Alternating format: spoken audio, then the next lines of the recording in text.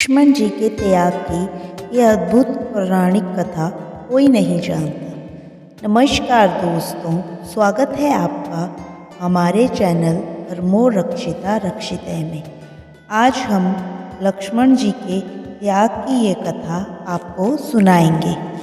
हनुमान जी की राम भक्ति की गाथा संसार भर में गाई जाती है। लक्ष्मण की भी भक्ति भी अद्भुत थी। लक्ष्मण जी की कथा के बिना श्री राम कथा पूर्ण नहीं होती। अगस्त्य मुनि अयोध्या आए और लंका युद्ध का प्रसंग छिड़ गया। भगवान श्री राम ने बताया कि उन्होंने कैसे रावण और कुंभकर्ण जैसे प्रचंड वीरों का वध किया और लक्ष्मण जी ने भी इंद्रजीत और अतिकाय जैसे शक्तिशाली असुरों को मारा।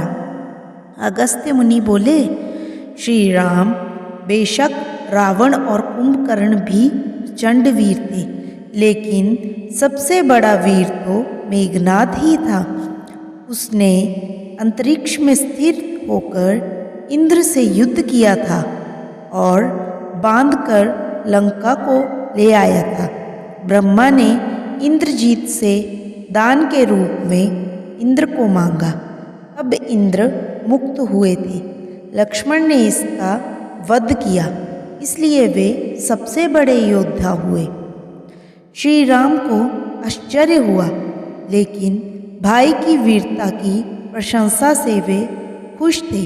फिर भी उनके मन में जिज्ञासा पैदा हुई कि आखिर अगस्त्य मुनि ऐसा क्यों कह रहे हैं कि इंद्रजीत का वध रावण से ज़्यादा मुश्किल था। अगस्त्य मुनि ने कहा, प्रभु, इंद्रजीत को वरदान था कि उसका वध वही कर सकता था जो 12 वर्षों तक ना सोया हो, जिसने 12 साल तक किसी स्त्री का मुख ना देखा हो और 12 साल तक भोजन ना किया हो। श्री राम बोले, परंतु मैं वनवास काल में 12 वर्षों तक नियमित रूप से लक्ष्मण के हिस्से का फल फूल देता रहा। मैं सीता के साथ एक कुटी में रहता था। बगल की कुटी में लक्ष्मण थे। फिर सीता का मुख भी न देखा हो और 12 वर्षों तक सोए ना हो, ऐसा कैसे संभव है? अगस्त्य मुनि सारी बात समझकर मुस्कुराए। प्रभु से कुछ छुपा है भला? दरअसल सभी लोग सिर्फ श्री राम का गुणगान करते थे, लेकिन प्रभु चाहते थे कि लक्ष्मण के तप और वीरता की चर्चा भी अयोध्या के घर घर में हो। अगस्त्य मुनि ने कहा, क्यों ना लक्ष्मण जी से पूछा जाए। लक्ष्मण जी आए। प्रभु ने कहा कि आपसे जो पूछा जाए उसे सच सच कहिएगा। प्रभु ने पूछा, हम तीनों 14 वर्षों तक साथ रहे, फिर तुमने सीता का मुख कैसे नहीं देखा? फिर भी अनाहारी कैसे रहे? मैंने तुम्हें फल फूल लाकर दिए और 14 साल तक सोए नहीं, ये कैसे हुआ? लक्ष्मण जी ने बताया, भैया, जब हम भाभी को तलाशते ऋषिमुख पर्वत पर गए तो सुग्रीव ने उन्हें उनके आभूषण दिखाकर पहचानने को कहा। आपको स्मरण होगा कि मैं तो सिवाय उनके पैरों के नूपुर के कोई आभूषण नहीं पहचान पाया था, क्योंकि मैंने कभी भी उनके चरणों के ऊपर नहीं देखा था। 14 वर्ष नहीं, सोने के बारे में सुनिए। आप और माता एक कुटिया में सोते थे। मैं रात भर धनुष पर बाण चढ़ाए पहरेदारी में खड़ा रहता था। निद्रा ने मेरी आंखों पर कब्जा करने की कोशिश की तो मैंने निद्रा को अपने बाणों से बेध दिया था। निद्रा ने हारकर स्वीकार किया कि वह 14 वर्षों तक मुझे स्पर्श नहीं करेगी, लेकिन जब श्री राम का अयोध्या में राज्याभिषेक हो रहा होगा और मैं उनके पीछे सेवक की तरह छत्र लिए खड़ा रहूँगा तब वह मुझे घेरेगी। आपको याद होगा, राज्याभिषेक के समय मेरे हाथ से छत्र गिर गया था। जब मैं 14 साल तक अनाहारी रहा, मैं जो फल फूल लाता था आप उसके 3 भाग करते थे।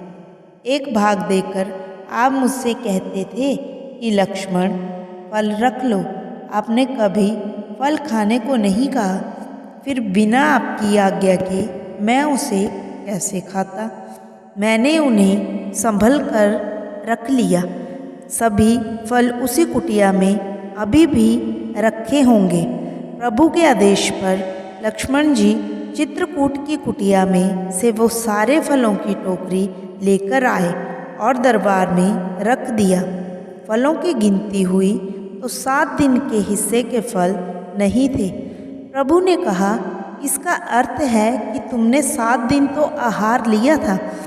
लक्ष्मण जी ने 7 फल कम होने के बारे बताया कि उन 7 दिनों में फल आए ही नहीं। जिस दिन हमें पिताश्री के स्वर्गवासी होने की सूचना मिली, हम निराहारी रहे। जिस दिन रावण ने माता का हरण किया, उस दिन फल लाने कौन जाता।